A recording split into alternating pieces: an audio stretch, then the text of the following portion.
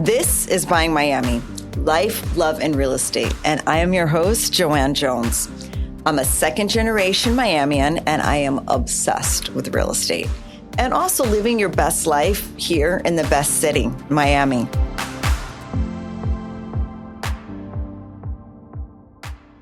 Okay, so we are back for season 2 of Buying Miami. This is season 2, episode 1. I'm super excited. I can't believe that we actually have a season 2, which means that we went through a whole season 1. So this is actually happening. Buying Miami podcast is actually happening.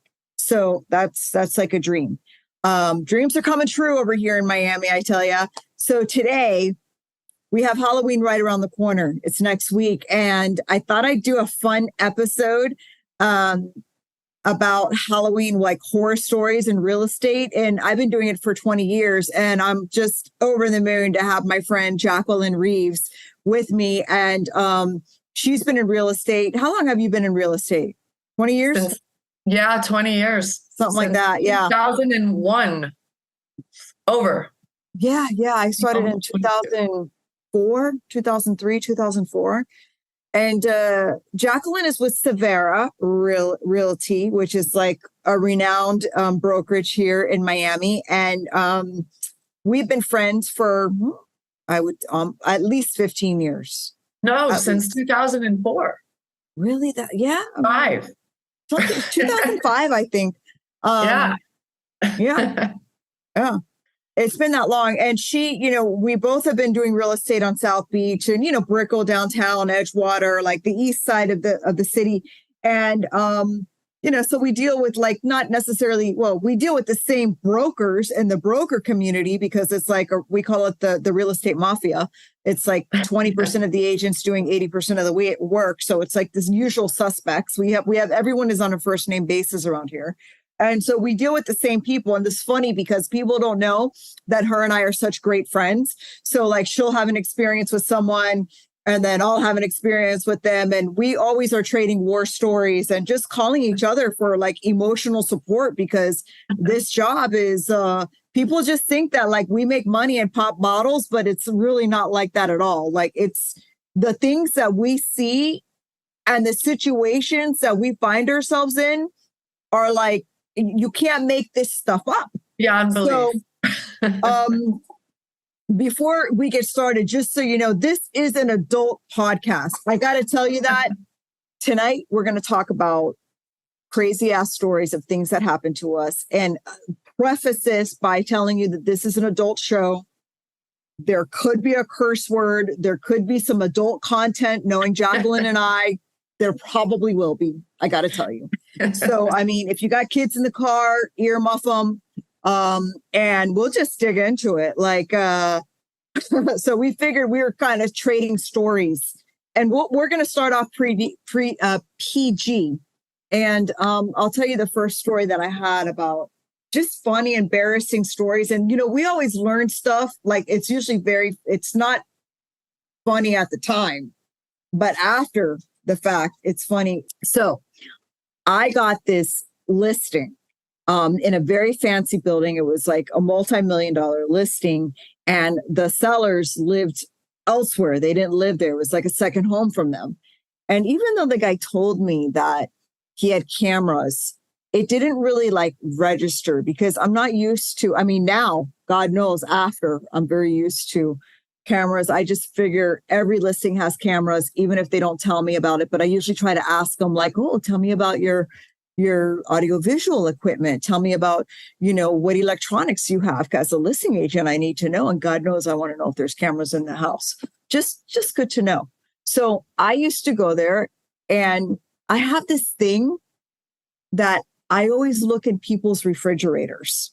I know I shouldn't, but we all do.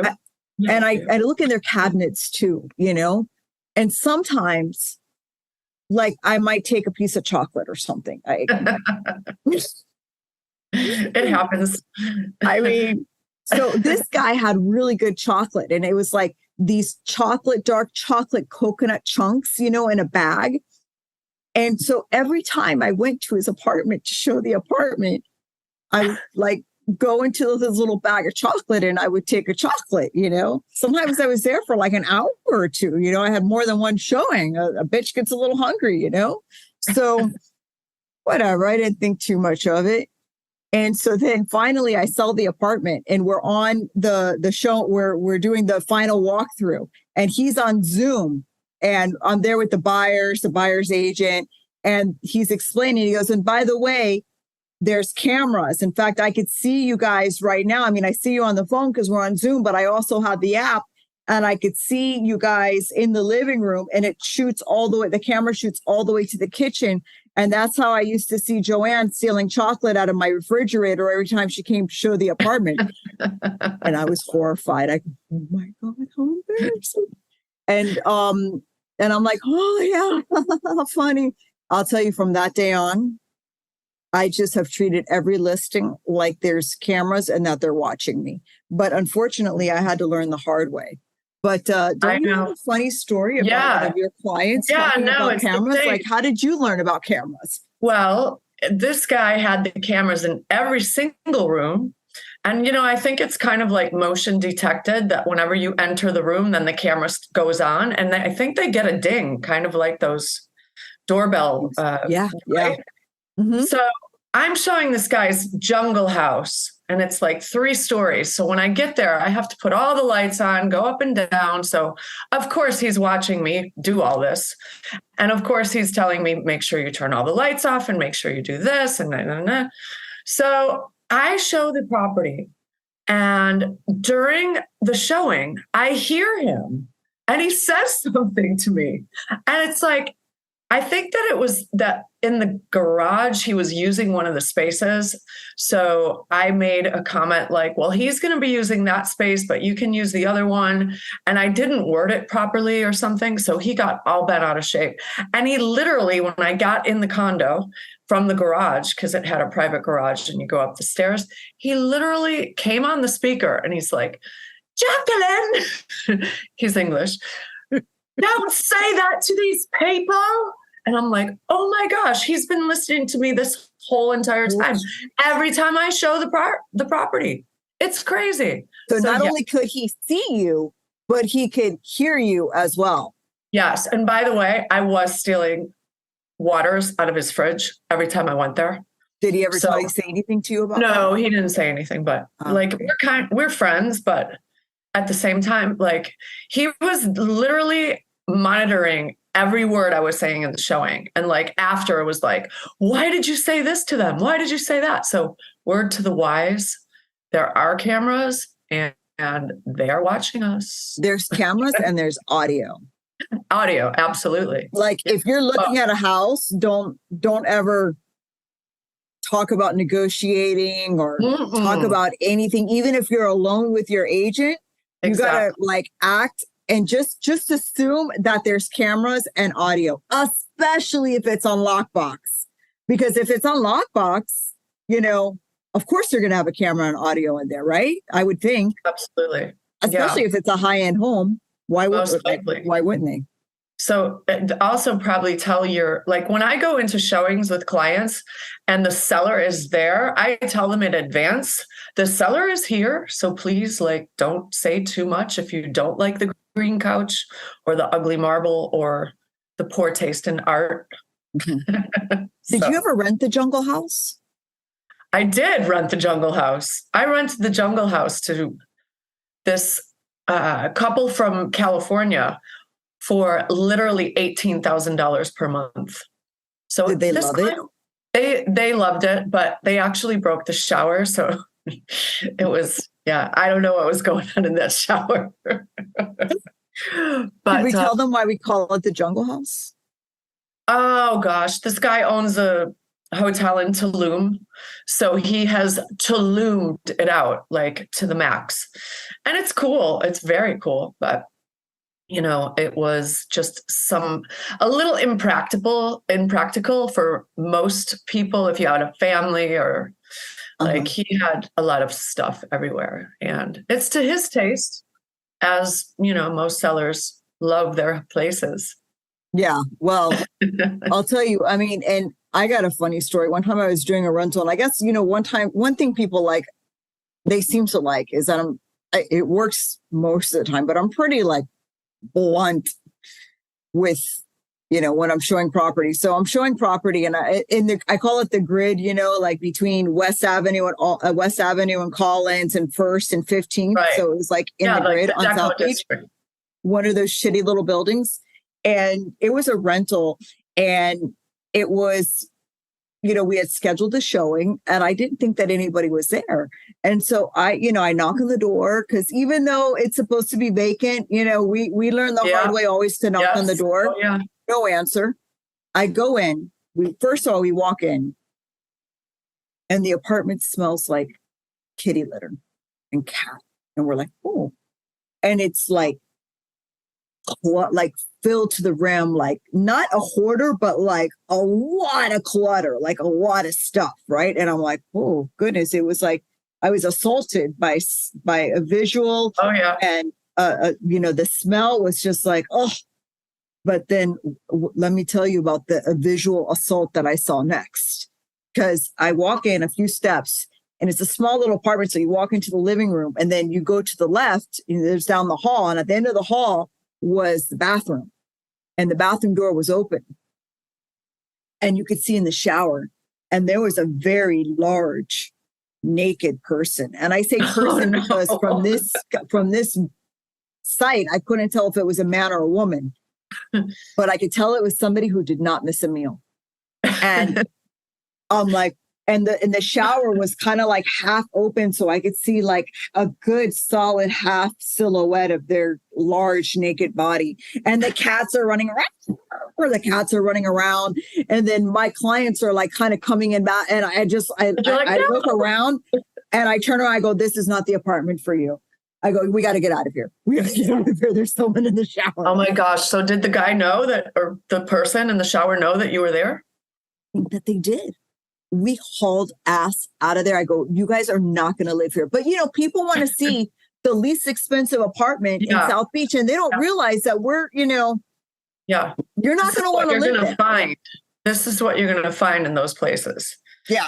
No, okay. So I have one where I sort of course, you let them know that you're coming. It was a tenant that was living in the apartment that I'm managing. So the girl that worked in my office at the time, the secretary, was this young intern secretary for the broker I was working for. So she was like this young, small, petite, I want to say she was 21 years old. Well, she started renting the apartment from my landlord that the broker was helping her with the rent. But then all of a sudden, this man comes about that's like a business owner in the neighborhood who's literally in his 40s. And he is all of a sudden her roommate. Okay. Is it a one-bedroom apartment? No, it was a 2-bedroom. Yeah. Okay. So I had to text both of them to let them know that I was coming, both roommates. I didn't think anything of it, nor did I care. Right. So I text both of them, let them know I'm coming. I go up, open the door with my key, and I realize that someone's moving very quickly in the bedroom. I hear like a little bit. It happened so quickly, and they heard me come in the door. So all of a sudden, this guy comes out with a towel. She's in the bedroom, and I think we don't have to we know what was going on. But she was like 21 years old and he was like 45. And it was so creepy. And I was like, oh, what? And I was like, we ran out of there. And he was so upset. He's like, why didn't you text me? I'm like, I did text you. And well, apparently he was busy. They were busy. They both were busy, but it was so awkward because she was the secretary for the broker that I worked for. And I just thought it was so, well, this is Miami, right? Well, 20 was years in the middle of the day? Shouldn't she be It was working? In the middle of the day too. Yeah. So sounds like a nooner. Yeah, it was strange, but I don't know. I mean, I couldn't get that off of my brain every time I saw this man and the secretary after that. Did they stay together or like whatever happened to them? No, she had to move away, and I still Yes, see she him around. did. I see him around the hood in South of Fifth, but Oh, that's funny. that's all I'm going to say about that because we don't want anyone to know who they are. No, But I in the mean, same building, huh? in the same building, I'll tell you another one if you want me to. Please. Or do you want to go next? No. God, by all means. So this What you got, girl? was really crazy. It was in the same building because I used to work in this building in the lobby office. Right. So I did all the You listings. lived in the building and you worked in the building. Yes. In the real estate office on the first floor. Yeah. And let's just say I no longer work there. No, you and I no longer live there. It was, if any of you guys think that you should farm your building, yes, it's a good idea, but don't work in the same building because then you have to see all the neighbors all the time. And when the neighbor across the hall that you had the listing with, that then gives it to someone else because he was so overpriced, and then you have to see him in the hallway or elevator every day, it's not fun. It's awkward. It's awkward. But in the same building, this is a crazy one. I was showing this girl, this must have been 15 years ago, and it was one of these 3-story townhouses in the back of the building. So we walk in. I mean, when I met the girl, it was clear she was wasted. She was already drunk, like she had started her day off drinking. So like she came to the showing drunk? Yes. Have you ever had that? Bless her heart. I've had it a few times, and it's not fun because it really wears on your patience. Yeah. So we get to this unit. I'm like, all right, we'll go to this listing. We'll see how she behaves. We go, we're in the kitchen, and the owner of the apartment of the house was cooking. There was a pot on the stove with a spoon in the pot. So the girl literally looks at me and she's laughing and drunk, and she goes, let's taste it. She takes the spoon and eats out off the spoon whatever sauce or soup it was they were cooking. And I was like, what? I'm like, no, you can't do that. And then like the seller comes down and she's looking at me and she's like, and I'm like, oh my gosh. Like if someone did that nowadays, in the old COVID and all that, imagine like you would be sued or something. I didn't know it wouldn't go over well. It would not. So yeah, it was, I don't remember specifically how I got rid of her that day, but it was like, I had to call every agent and apologize. And like, I was like, I'm sorry, like, embarrassing. Well, she never bought, but I bet she didn't. Ugh, horrible. It's always the ones that like, it's funny because I have found that the ones that are the most demanding are like the least expensive ones. Yes. Like, I don't know. I've had multi-million-dollar listings and the owners are like so easy. Now, don't get me wrong. I've had multi-million-dollar listings and the owners are very difficult. Like the one that I had last year that called me a neophyte, which I didn't even know what a neophyte was. I had to look it up. But when I looked it up, I certainly didn't like it, which means for all of you listening, a neophyte is someone who is new to something, like they're brand new, they're a novice. And he didn't, we were trying to figure out if we should put a term in the additional terms on the contract or if we should make it an addendum for it and like separate it. And, I don't know, he was like all riled up about something else. And he's like, well, if I didn't have such a neophyte of an agent, you would know what to do. And I'm like, what? Like, excuse me? And I knew at the moment, I didn't know what a neophyte was, but I knew it wasn't good. And I knew I didn't like it. And then when I looked it up, I was like, wow. I was aghast. But did you close that deal? I did close that deal. Oh, I did close that deal, and patience, right? Patience, grace. It takes a lot of patience and grace, a lot of meditation. I meditate a lot more these days just to be able to handle it. Because I mean, I know that I'm always learning. We are. On almost every deal, I learned a little nuance, something new. But we put up with a lot of a lot of shit from people. Like people talk down to us sometimes, or, they want to do crazy things. Like you can't do that. Like you can't break your lease 2 weeks before before and then expect to get your title, your escrow back, or expect to get your deposit back. Like, why do you think you can do that? And also working with friends, that sometimes is very demanding, very demanding. Mm-hmm. I've had good and bad. I mean, I work a lot with my best like friends that I grew up with from high school. And it's really, somehow we have a great working relationship. We rarely bicker. Every once in a while we get into it, but for the most part. But then again, I had a partner that was a friend, and we know how that turned out. That was awful. You really get to know people when you work with them. You get to see a side of them that you don't see as their friend. Exactly. Completely different. And it's dicey. It's dicey. Yeah. And it takes a true professional to know how to handle that. But after you go through it a few times, we've developed the patience for it. And then you know how to draw the line, right? At one point. Yeah. You do. I had a situation with a friend. He started off as a client and we ended up friends, and we were going through, he was buying a property and we were going through the negotiating, and, somebody else got in his ear about the pricing and everything.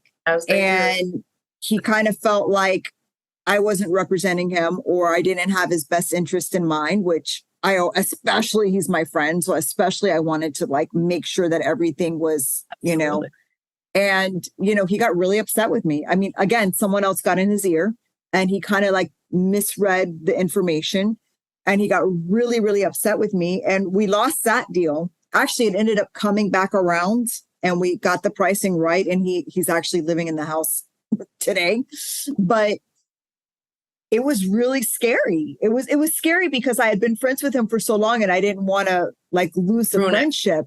And then I tried to reach out to him, and he's like, hey, I'm just not ready. And like a week went by, and I'm like, he kind of said that he would reach out to me when he was ready. And a week went by, and I was still like, tore up about it. And so what I ended up doing was I wrote him a note. I wrote him a handwritten note and basically just said that, this is not worth our friendship. And, I'm really sorry for what happened. And I just want to make sure that you understand the facts, because sometimes when you're so upset about something, the facts get muddled. Sure, yeah.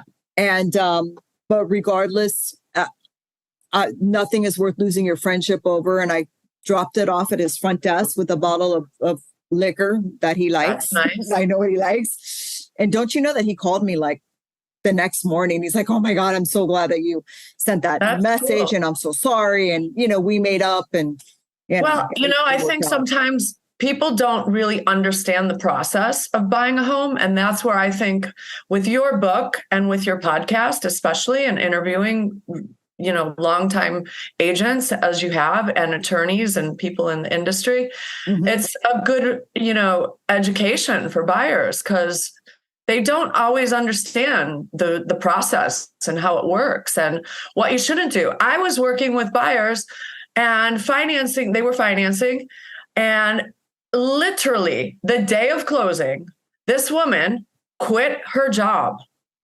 And like, the mortgage company is going to want a letter of employment. So employment verification letter that she had been waiting. She knew she was quitting, but it's like, did she really think that on the closing day, they weren't going to require all of this? So the mortgage broker calls me, and this girl was my friend. Okay. And we're all on conference call, and he says, game over. You are officially denied. You are not closing. And she's like, why? What happened? And he's like, you don't have a job. your employment letter says that you have not been employed and your contract expired like 2 months ago. And she's like, does that really matter? And I'm like, wait a minute. Wow. Okay, did I do something wrong? Because is it my job and the mortgage broker's job to really explain to these people?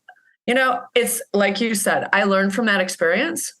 I think it goes without saying that you should have a job and gainful income to get a mortgage. And you need to be able to prove it. And then exactly, the mortgage broker, the lender is going to check at the beginning and at the end. Check like 24, 48 hours prior to you closing if you still have a job.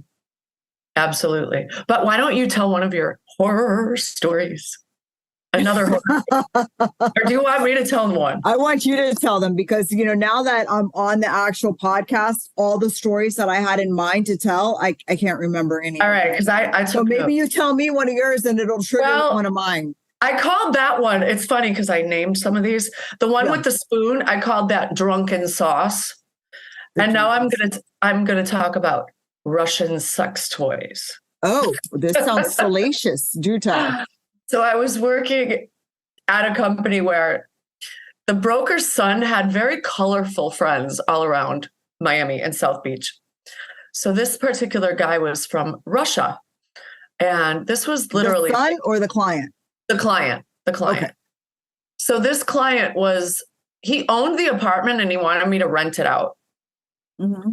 So I was going to show it. So he was like, yeah, you could go show whenever you want. So I would text him, of course, because we have to give notice. Did he live there? He lived there. Okay. And he was trying to rent it. He lived there and he wanted to rent it out. Yes. And I was going to move somewhere else, or where was he going to go? Yeah, he was going to, I don't know where he was going to go. I can't remember. But so this was a younger guy. I mean, I must have been in my 20s at this time. So he must have been in his early 20s. So clearly, going out late, partying, having friends and entertainment over late nights.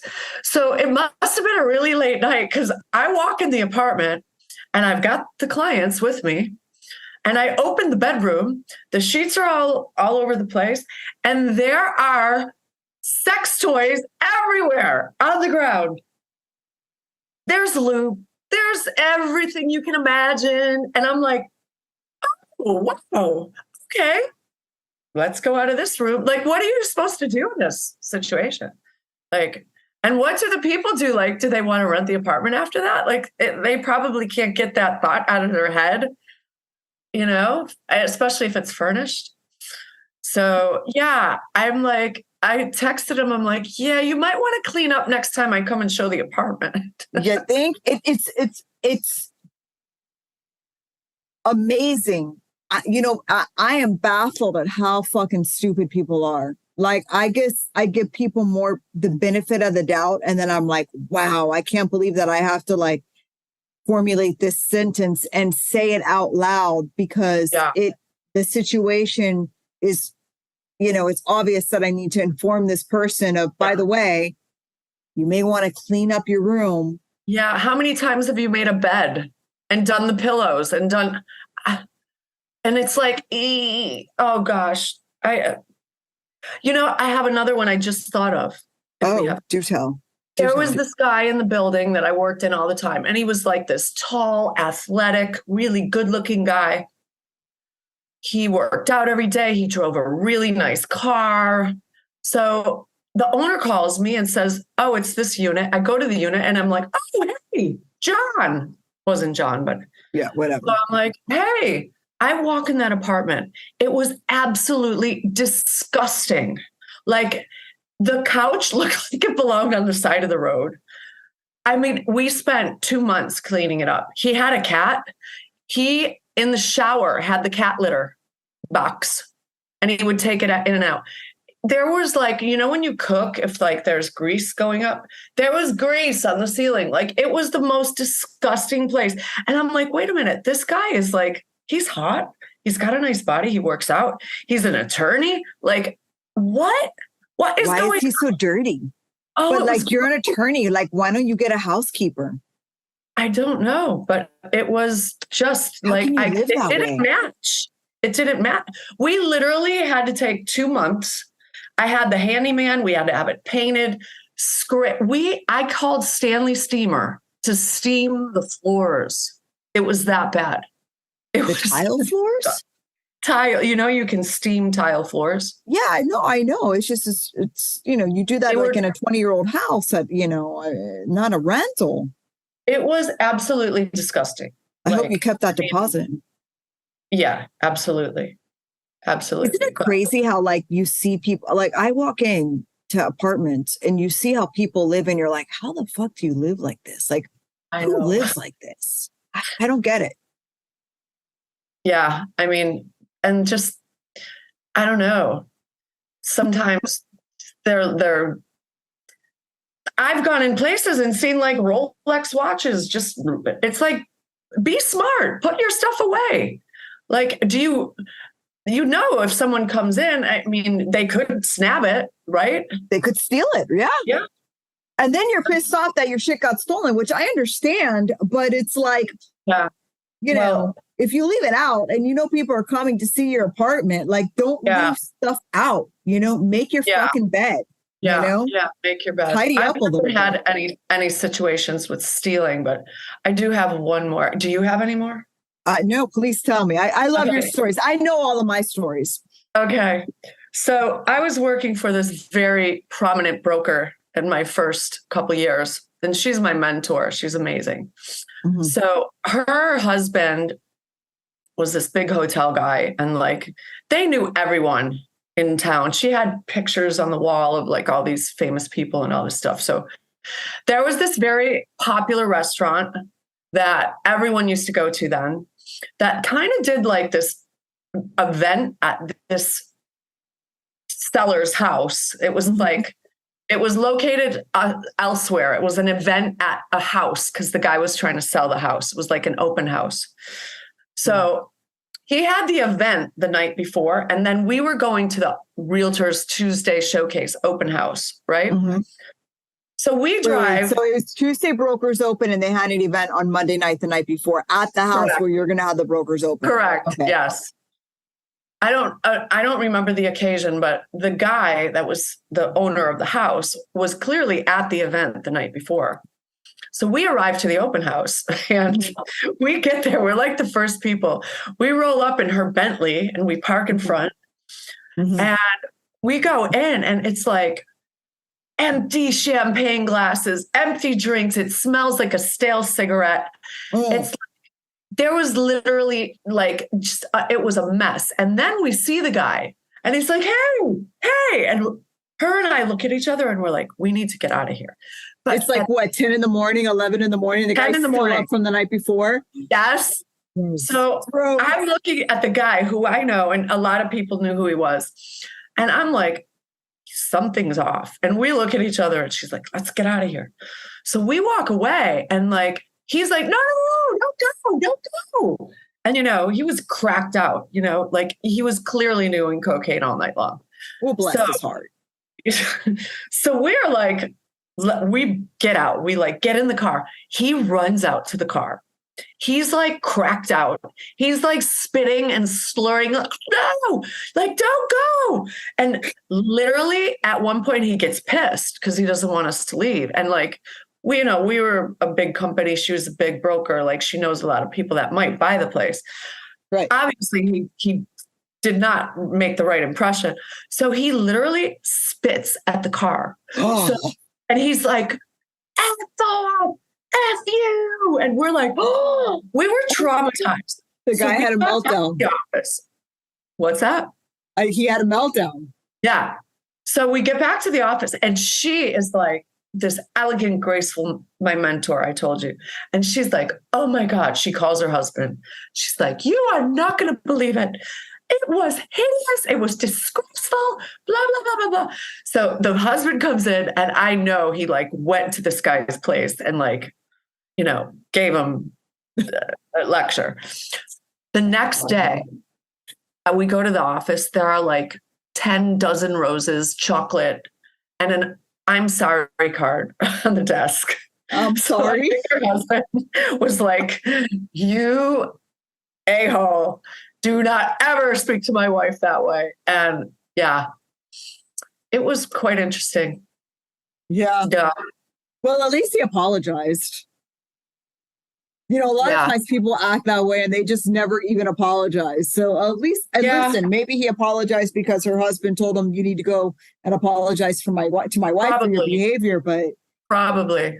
Oh man, the things that we see in this business and like what we go through on a day-to-day basis. And you know, the hits just keep on coming. It's always like I had a rental recently and the lady said it was just her and her and she basically she didn't register one of her two children on the lease and the dog. The dog supposedly wasn't hers, but it's like, yeah, you know, we know. And it was a furnished unit, you know, and it was just like, oh, you know, by the way, listeners, make sure that everybody who's living in the house is properly on the lease, even if it's a child. And all occupants have to be registered. Just fun fact, you know? Absolutely. And the pets. And the pet. And the pet. You can't. I mean, do you know about a pet? Do you know about the poo print? Do you know what that is that they do in buildings? The poo print? Yeah. Is that where they get a sample of the fecal matter? Yes. Yeah. I mean, I have been fined because when I was living in my old building, I had my dog, and you know those long leashes that pull? Mm-hmm. I don't recommend them. No. So she was like stuck around the corner and I like pulled her. I'm like, come on, let's go. But they have cameras, speaking about cameras. So I had to register with the poo print. So you have to give one of their feces to the building in a plastic bag here. Yeah. And then they like DNA it. So then if your dog ever poops in the building, not pee, but poops in the building, and the guard finds it, the poor guard has to find the poop. Imagine if that's your job. I know. So they call me and they're like, we have to fine you. And I'm like, why? Oh, you didn't pick up after your dog. And I'm like, I'm a responsible dog owner. Well, we registered it with the poo print thing and I had to pay the fine. They did not. Oh, because she was around the corner. You didn't realize. I didn't see it. They showed me the picture. They showed me the video. And I was like, I clearly didn't see, like, if I saw my dog poop, I would pick it up. Of course. Especially in the building, right? But they didn't care. So, you know, but these buildings are getting, you know, stricter and stricter with all these rules and regulations. You know, and it's like, if you don't like it, then don't live in a building. You know, like don't go to a building that has 500 people and get pissed off because they have rules and regulations. And, you know, just because you don't know the rules don't mean that you don't need to follow them, you know, especially with the pets. I mean, people are always like trying to not register your pets. And I just feel like you're not from around here, are you? You must be from somewhere else. It's always people from other states that like think that they could just, you know, come to Miami with their dog and not register the dog. Like there's not cameras everywhere.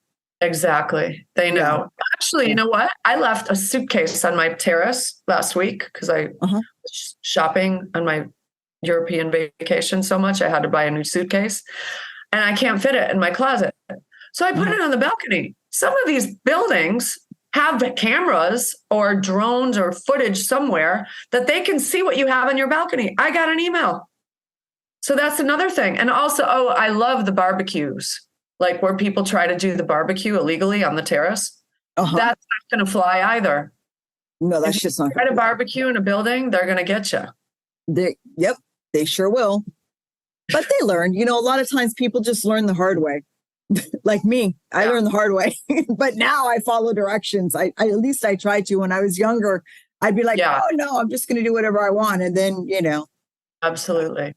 I don't roll that way as much anymore. I still kind of roll that way, but not as much anymore. Anyways. Yeah, well, listen, my dear, we are out of time. And can you believe it? I mean, I knew that the time would fly talking to you because it flies when we're on the phone. But thank you so much for being with us. I wanted to have a lighter podcast with like fun stories and just kind of explain a little behind the scenes what we go through. We should do this like once a season, and we have to think of really good stories, like behind the scenes, things that they don't tell you in real estate, like what we go through. Absolutely. So listen, you have to be thinking, Jacqueline, as things come up, you got to start writing them down, and then we'll do another episode.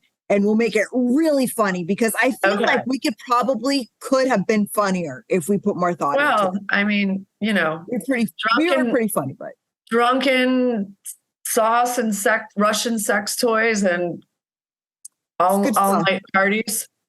This is South Beach, right? It is South Beach. It is South Beach, and this is stuff that we, it happens. So, all right. What are you doing for Halloween? Anything? I think I'm going to a party, but I don't have an outfit. So how can you not have an outfit? I think I threw them all out like 10 years ago, because I said, I'm not ever going out on Halloween and dressing up like, South Beach girls. But maybe I'll find one. It's actually a Ken Barbie theme. I'm not gonna do Barbie. Not going to do it. I'm not going to do it. But okay, so what is my outro? My outro is, this is season 2, episode 1 of Buying Miami. Thank you, Jacqueline Reeves, for being with me today and all of your funny stories. And you could find us, you could find Buying Miami anywhere you look for podcasts. So it's like Spotify, Apple, Amazon, and anywhere else you find podcasts, you'll probably find Buying Miami. So listen to us. Jacqueline, I'm going to put your information in the bottom. So if they want to get a hold of you, they can. We'll put your handles and follow us on social media. And just don't drink the sauce when I show you an apartment. Don't drink the sauce. Yeah, please don't drink the sauce. Don't do it. Don't do it. All right, guys, listen, I'm sorry that it was a little crazy. I have my new dog that she wanted to be on the show as well, and she made herself her. She made an appearance. She did a little bit. No, we put her in the room, and she's like scratching. Finally, I just told Chris, I'm like, please let the dog out. Let her out. I have a question. Is she registered? She, shut up. I haven't registered her yet. I just got her yesterday. There you go. I was thinking I have to register her. I have to register her with my front desk or with my association. But all right. Yeah. All right. I send you a big kiss. I love you a lot. I think that you're hot. And you too, babe. Bye. Bye. See you next time.